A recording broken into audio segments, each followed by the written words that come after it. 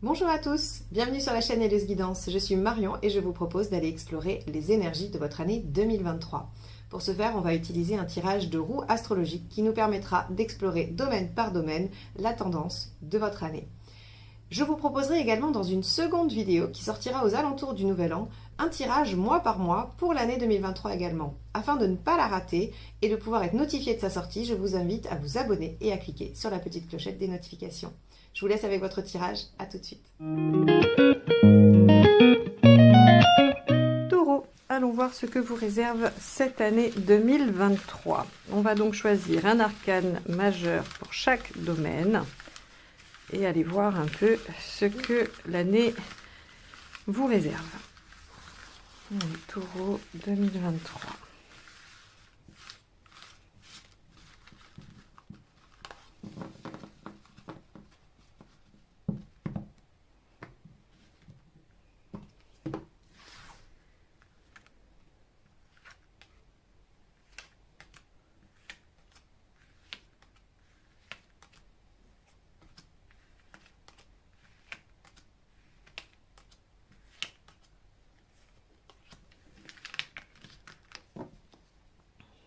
Alors, maison 1, le monde inversé. Maison 2, le mât. 3, le jugement. 4, l'impératrice. 5, le pendu. 6, la roue. 7, la lune. 8, le battleur. 9, la papesse. 10, le pape. 11, l'ermite et 12, la tempérance. Alors, est-ce que... Oui, c'est bon pour vous. Ok, alors, une année plutôt pas mal et dynamique, puisque sur le plan général, on va avoir de belles choses dans le foyer, de belles choses aussi sur le plan du quotidien, de la carrière, aussi la possibilité sur le plan matériel d'évoluer. On a sur le plan personnel et relationnel des choses qui devraient poursuivre leur évolution ou changer un peu de point de vue, mais en tout cas on a quand même des choses assez sympathiques. Donc on a globalement une bonne année avec quelques petites choses qu'il va falloir peut-être auxquelles il va falloir être attentif, mais globalement l'année 2023 devrait être assez sympa pour vous les taureaux. Alors on y va, on démarre avec la maison 1, qui est le monde inversé. Alors, la maison 1, c'est votre façon d'être, c'est votre état d'esprit pour l'année. Avec le monde inversé, vous allez avoir envie de vous recentrer sur vous, sur votre petit monde. Alors ça peut être vos enfants si vous en avez, votre conjoint, vos amis, votre famille, mais en tout cas quelque chose d'assez centré, d'assez restreint.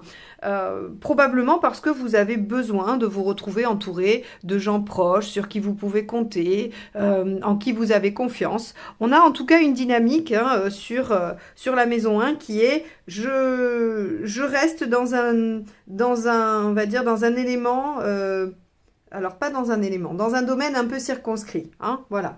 Donc une maison 1 qui vous aide à vous recentrer sur vous, et c'est pas très étonnant parce que quand on fait le lien avec la maison 9 qui va être votre travail personnel, il y a la papesse, donc en fait vous écoutez votre intuition, vos besoins, donc c'est pas très étonnant. Et votre meilleure façon de toute façon d'être, hein, puisque dans chaque maison il y a un conseil un peu indirect, ça va être de toute façon de vous recentrer sur vous et de penser à vous. Dans la maison 2, qui va nous parler de vos ressources, de vos, on va dire de vos affaires, de tout ce qui va concerner votre matériel, mais également de vos talents à développer. Avec un mât, on a de nouvelles aventures qui peuvent démarrer. Alors, peut-être une prise de risque, mais j'ai envie de dire que avec le mât, on a quand même une nouvelle aventure assez innovante, différente des autres fois. Donc, il pourrait y avoir de nouveaux projets jamais réalisés qui naissent en 2023. Et par rapport à vos talents à développer, il va falloir développer ce goût un peu de l'aventure, du risque ou de l'acceptation de ce que la vie peut apporter. Hein. Y a une forme de maîtrise qui est abandonnée, qui est lâchée dans le mât. Hein. On se dit, bah tant pis, on ne sait pas trop bien où ça va mener, mais on se lance dans l'aventure. Et peut-être que vous ferez ça avec des gens de votre entourage proche. Dans la maison 3, on a le jugement. La maison 3, ça va être l'état de votre intellect, ça va être votre façon de communiquer, ça va être vos rapports avec les gens au quotidien, vos clients si vous en avez, vos collègues si vous travaillez quelque part avec des gens, ça va être vos voisins, la boulangère, voilà. Alors avec le jugement, on voit que il y a une sorte de renaissance. Et probablement parce que vous vous recentrez sur vous, donc il y a forcément des choses qui se modifient. Il y a une forme de renaissance qui va vous permettre de réactualiser des situations. Soit vous allez pouvoir rétablir une clientèle, soit vous allez rétablir de liens avec des collègues, soit vous allez vous sentir plus en lien avec les autres. Parce qu'aussi le jugement, c'est quand même la foule, le monde. Et donc, enfin le monde, pas au sens de cette carte-là, mais on va dire le fait qu'il y ait du monde. Hein, voilà, les espaces remplis. Et donc, vous allez vous y sentir à l'aise parce que vous serez bien avec vous-même. Hein, c'est-à-dire que cette carte du monde, dans la maison 1, comme je le dis, elle vous amène à vous recentrer sur vous-même, ce qui fait que vous êtes beaucoup plus ajusté quand vous êtes obligé d'être au contact de gens. Donc, qui sont les collègues, les clients ou encore les gens que vous croisez tous les jours. Dans votre façon d'apprendre aussi, ou en tout cas dans votre, oui, dans votre travail intellectuel, il se peut que vous ressortiez des centres d'intérêt qui datent. Hein. Peut-être qu'il y a quelques années ou quelques mois, vous vous étiez intéressé à un domaine et là, vous allez le remettre au goût du jour, vous allez vous y replonger. Je sais pas, vous avez peut-être appris l'astrologie il y a 3-4 ans, vous vous étiez un petit peu plongé, puis vous avez abandonné. Et bien là, avec le jugement, on réactualise des choses du passé. Donc, une formation que vous reprenez, un centre d'intérêt que vous allez reconnecter, voilà, il y a un petit peu tout ça qui peut sortir. La maison 4. La maison 4, elle va vous parler de votre fort intérieur et de votre foyer. Alors avec l'impératrice, vous êtes aux commandes, vous maîtrisez, vous gérez, vous dirigez, vous organisez. Vous êtes tout à fait bien dans votre intérieur. Et encore une fois, comme vous vous recentrez sur vous, évidemment, vous et votre intérieur. Donc, il y a une très bonne maîtrise de la vie quotidienne, de la vie domestique, j'ai envie de dire. Et vous avez plein de projets. Je le mets en lien avec la maison 6 qui est le quotidien. Vu que dans le quotidien, on a un nouveau cycle, des opportunités et tout ça, je pense que vous démarrez de nouveaux projets par rapport à votre vie personnelle. Alors, soit vous avez envie de changer de lieu de vie, soit vous avez envie de le modifier, soit vous avez envie d'y apporter des modifications dans votre façon de faire au quotidien. Quoi qu'il en soit, vous êtes en totale maîtrise des choses, vous y arrivez. Il n'y a aucun obstacle à ce que votre vie intime, quand je dis intime, c'est derrière votre porte, hein, ne soit pas épanouie, quoi. Vraiment, on a une bonne maîtrise de la situation et vous êtes tout à fait à même de faire les choses que vous avez envie de faire. Avec la maison 5 ici, le pendu, la maison 5 va nous parler de votre créativité, de votre expression personnelle, de vos plaisirs, de vos amours, de vos enfants, en fait tout ce qui émane de vous. Alors avec le pendu, on peut avoir dans certains domaines des blocages, des choses qui ne se réalisent pas. Donc peut-être que ça sera dans les amours, peut-être que ça sera avec les enfants, peut-être que vous n'arriverez pas à mettre en place des activités extérieures parce que vous serez trop centré sur vous et sur votre foyer. C'est possible, mais à chaque époque, ses préoccupations, hein, c'est pas grave, vous pourrez le faire une autre fois. Mais avec le pendu, on a quand même toujours aussi cette notion d'accepter de voir les choses sous un autre angle. Donc peut-être que dans votre vie créative ou dans votre vie amoureuse, vous serez obligé de regarder la situation différemment, de prendre un temps de recul pour pouvoir y accéder sous un autre angle et surtout avec une autre vision des choses. Je le mets en lien par rapport aux amours avec la maison 7 qui est celle du partenaire. Quand on a la lune, ici on a de la fécondité, on a aussi la question du foyer. Moi je ne serais pas du tout surprise qu'il y ait alors, de l'engagement, il n'y a rien qui le dit ici, hein, on est d'accord, il n'y a aucune carte d'engagement dans ça, mais la lune, c'est quand même le foyer, la fécondité, le fait de développer quelque chose avec émotion, voilà, c'est le côté féminin, c'est l'intérieur et tout ça, donc, et avec une impératrice en 4, j'ai envie de vous dire que, à mon avis, vous développez des choses en relation dans votre foyer. Et le pendu ici, ce qu'il vient dire, c'est que soit parce que vous voyez les choses sous un autre angle, ça permet ça, soit parce que ça se produit, hein, c'est-à-dire ces modifications, eh bien, ça vous permet d'accéder à une autre vision des choses. Hein, je ne sais pas quelle est la poule et de l'œuf, là, en tout cas, ça sera probablement une version pour certains d'entre vous et l'autre version pour d'autres, mais en tout cas, il y a de ça qui se produit. C'est-à-dire que l'un influence l'autre, et quoi qu'il en soit, vous voyez les choses différemment. Et je vais compléter, hein, parce que ces 4 maisons-là, finalement, elles fonctionnent un peu ensemble, parce que la maison 6, qui nous parle de ce que l'on fait au quotidien, de ce qui se passe chez nous tous les jours et de notre travail au quotidien, il y a la roue. Alors, par rapport à votre foyer, à ce qui se passe dans votre vie personnelle, les choses bougent, les choses avancent, il y a un nouveau cycle qui démarre, donc pour moi, il y a quelque chose qui se passe, hein, au niveau de votre vie personnelle. Ce qui pourrait justifier qu'avec le monde inversé, hein, je vous disais, vous vous repliez sur vous-même, ou en tout cas vous vous concentrez sur vous-même, pardon, parce que vous êtes en train de développer quelque chose d'un point de vue personnel. Alors, attention, parce que on a aussi la maison 6 et la maison 10 qui sont liées, puisque c'est aussi le travail quotidien, et la maison 10, c'est la carrière, c'est le rôle social, c'est vos activités quotidiennes, hein, si vous êtes retraité. On a un pape ici et une roue, ce qui veut dire que dans le milieu du travail, des choses aussi vont évoluer. Vous allez avoir des opportunités de progresser dans vos activités, dans votre carrière, et il va falloir aussi y porter de l'attention. Donc on a un gros pôle sur ce qui se passe à la maison, et vous avez envie de vous recentrer sur vous et votre foyer, mais on va aussi avoir besoin de votre énergie sur le plan de l'extérieur, du travail et des activités sociales. Bon, je vous ai dit, c'est une année très chouette où il se passe plein de choses, et il va falloir avoir l'énergie. Mais vous l'avez, hein. Il y a finalement, j'étais en train de regarder, il n'y a qu'une seule carte inversée. Et en plus, elle n'est même pas négative puisqu'elle parle juste du fait que voilà, vous revenez, vous vous recentrez. Donc, on a quand même une année qui est très, très dynamique, hein. Donc, on a vu avec cette roue ici dans la maison 6 que les choses allaient évoluer dans votre quotidien, que vous allez être capable de modifier des choses. Ici, grâce à l'impératrice qui prend la direction des opérations et qui organise bien, hein. Donc voilà, si vous êtes un homme, ça peut être grâce à votre compagne.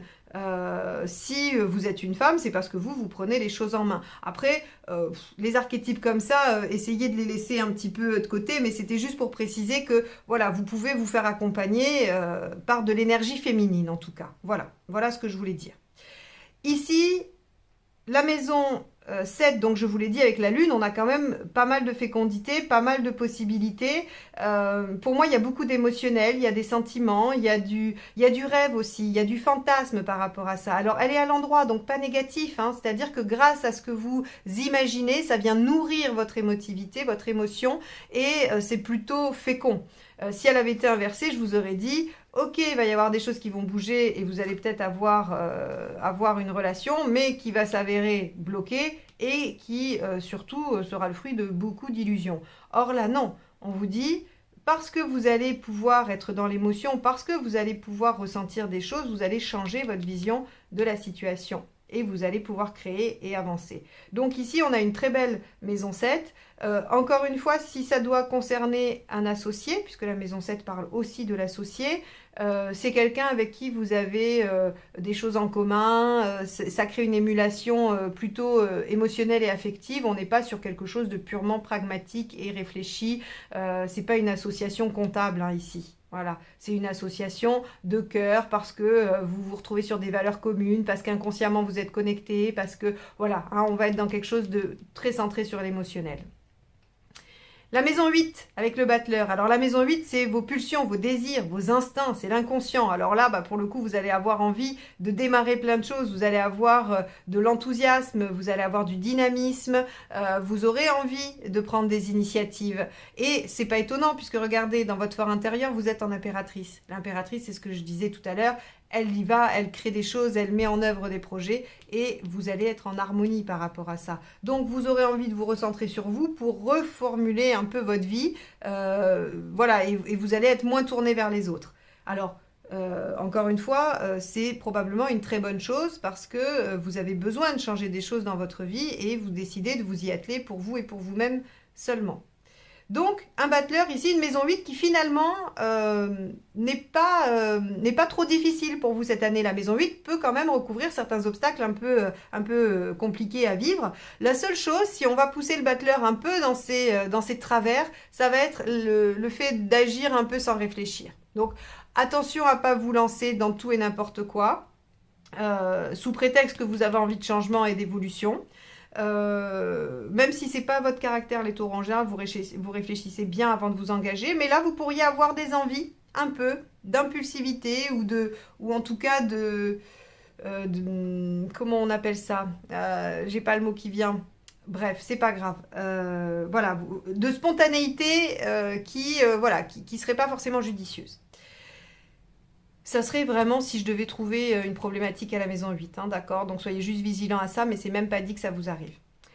Maison 9. La maison 9, comme je vous ai dit, c'est votre travail personnel, votre recherche, alors ça peut être vos voyages très concrets, mais ça peut aussi être tout ce qui va vous transformer, c'est votre système de croyance, c'est votre vision du monde. Et avec la papesse, eh bien, vous avez un regard assez posé, assez analysé, travaillé, recherché, et vous avez envie d'être à l'écoute de vous, de ce qui se passe à l'intérieur. Hein. La papesse aussi, elle écoute son intuition et elle essaye d'apprendre et de comprendre. Donc en fait, vous essayez de comprendre le monde, et pour mieux le comprendre, vous vous recentrez sur vous. C'est une façon de faire qui visiblement est efficace pour vous. Donc, usez de cette pratique. Il n'y a aucun problème pour vous. Vous avez besoin de ce temps de pause, ce temps d'intégration pour pouvoir être mieux dans votre vie. L'année 2023, pour vous les taureaux, est vraiment centrée sur le fait que vous allez remanier votre vie, hein, et votre vie à la fois personnelle et professionnelle. Donc justement, ça nous amène à la maison 10. La maison 10 qui, elle, avec le pape, nous promet une élévation, une progression, pourquoi pas une promotion. Quoi qu'il en soit, vous aurez, vous, la sensation de vous élever par rapport à vos activités ou à votre carrière. Et les choses évoluent de toute façon. Comme je vous ai dit, je l'ai mis en lien avec la maison 6, l'arcane 10, qui fait qu'il y a des opportunités d'évolution. Donc, si vous voyez passer des postes, eh bien postulez. Si vous avez une envie, un projet de développer votre activité indépendante, faites-le, parce que ce sera le moyen d'évoluer. Si vous êtes dans une association ou que vous avez des activités et que vous sentez qu'on va vous donner plus de responsabilités, acceptez également. Hein. C'est vraiment une bonne chose pour vous, une progression dans votre, on va dire, dans votre réalisation sociale. Donc, c'est très bien aspecté. La maison 11, qui est vos rêves à long terme, hein, ce vers quoi vous voulez tendre, c'est-à-dire que la maison 11, il faut le voir un peu comme, à la fin de votre vie, si on vous dit est-ce que vous avez fait ce que vous aviez envie, ou qu'est-ce que vous aviez envie de réaliser, la réponse, ce sera la maison 11. C'est vos grands espoirs, vos grands rêves à long terme. Alors avec l'ermite, on vous dit que vous êtes en cours, que vous êtes en train d'essayer de comprendre, de regarder derrière vous pour voir ce que vous avez fait et qui vous y amène ou ce qui vous a empêché d'y aller. Vous êtes à l'étape de réflexion. Papesse ermite, de toute façon, papesse ermite et monde inversé, il y a quand même un retour sur soi, une introspection qui est là, qui est présente. Hein. Donc, vous êtes en train de vous demander finalement, c'est quoi mon rêve? C'est quoi mon grand espoir de la vie? C'est quoi mon idéal de vie? Et avec le 9, on vous dit que vous cheminez lentement, que ça a encore besoin d'être élaboré, mais que vous êtes en train d'y aller. Et dans le conseil que peut donner cette carte, c'est vraiment prenez le temps d'y réfléchir et de poser les choses pour savoir ce que vous voulez vraiment dans cette situation. La maison 12, tempérance. Alors, la maison 12, c'est ce que vous devez abandonner pour pouvoir vous développer. Tempérance, vous devez abandonner les compromis. Vous devez abandonner d'essayer de rendre tout le monde satisfait, même parfois à votre détriment. Tempérance, il faut qu'elle arrête de s'oublier à la faveur des autres. Donc ici, on vous dit très clairement, mais j'ai un peu l'intuition que vous allez savoir faire, hein, puisqu'on a vu ici que vous étiez quand même dans une bonne posture centrée sur vous et votre développement. Mais si jamais vos travers, qui n'en sont pas, hein, je rigole, mais en tout cas, si jamais vous sentiez que vous avez envie d'aller encore plus vers l'autre, surtout freinez. Vous ne devez pas vraiment toujours tout concilier. Voilà. Vous devez réorganiser les choses pour vous, comme c'est le mieux. Alors bien sûr que vous devez respecter l'autre et que vous devez être être, oui, respectueux si jamais vous traitez avec votre employeur, des clients, une personne, un conjoint. Évidemment, hein, ce qu'on vous dit, c'est pas de ne plus jamais faire de compromis, mais c'est de trouver le bon équilibre pour vous, c'est-à-dire entre vous et les autres. À quel moment vous pouvez être tout à fait en bonne communication, hein, l'impératrice et la tempérance sont toutes les deux à l'endroit, elles communiquent bien. Elles communiquent de façon juste et en respect avec l'autre. Mais à quel moment vous pouvez vous sentir, vous, suffisamment respecté tout en respectant les autres. C'est vraiment ça. Et donc, si vous voulez vous dire, bon, bah non, je dis rien parce que ma collègue, elle est, voilà, elle a ci ou elle a ça, donc c'est pas grave. Pour moi, c'est pas grave, je vais prendre. Ou si, je sais pas, moi, vos amis demandent beaucoup et vous laissent pas assez de temps pour vous et que vous dites, oui, mais bon, moi, c'est pas grave. Tout ça, il faut plus le faire. Voilà. Pour l'année 2023, c'était il y a longtemps. 2023, il ne faut pas le faire, ou en tout cas, ça ne vous aide pas. Hein, c'est quelque chose que vous devez abandonner. Vous devez trouver votre équilibre. Tout en harmonie, hein, puisque tempérance, c'est l'harmonie. Bon, c'est une roue astrologique qui vous amène une année quand même d'évolution, d'expansion, de concrétisation. Pour moi, elle est très positive. J'espère en tout cas que vous allez pouvoir vivre toutes ces étapes et saisir toutes ces opportunités d'évolution dans votre quotidien. En tout cas, je vous remercie de m'avoir écouté jusque-là. Si vous voulez approfondir ça pour vous-même de façon plus personnalisée, vous pouvez prendre un rendez-vous avec moi. Vous avez le nom de mon site qui est inscrit juste en dessous dans la vidéo, hein, en incrustation, je crois. C'est ce qu'on dit. Donc n'hésitez pas, je vous propose aussi des formations en autonomie si vous voulez réaliser des tirages pour vous-même et par vous-même. Voilà, et bien écoutez, je vous souhaite une belle année et je vous dis à très vite pour de nouvelles guidances. Bye bye.